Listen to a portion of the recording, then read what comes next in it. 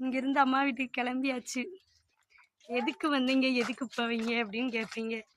Nightie எடுக்க வந்தேன். Nightie எடுத்துகிட்டு கிளம்பியாச்சு. ஊர்லேருந்து வரும்போது நைட்டி எதுவும் எடுத்துகிட்டு வர மாட்டேன். ஏன்னா இங்கேயே கிடக்கும் எப்பயுமே. இங்கே யூஸ் பண்ணுறதுக்கான எனக்குள்ளதும் மாமாக்குள்ளதும்.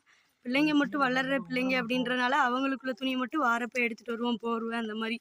இப்போ வந்து இந்த ஓட்டு வீட்டில் வச்சுட்டு போனது துணியை எடுத்துகிட்டு அம்மா வீட்டுக்கு போகிறோம். ஏன்னா பைக்கில் வந்தோன்னா இங்கிட்டு வந்து நான் இருக்க ஓட்டு வீட்டு சைடு வந்து தண்ணி வசதி கிடையாது.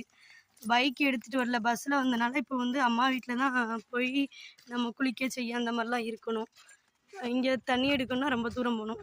மலையை பாருங்கள் எப்படி தெரியுதுன்னு. விழுந்துட்டியா?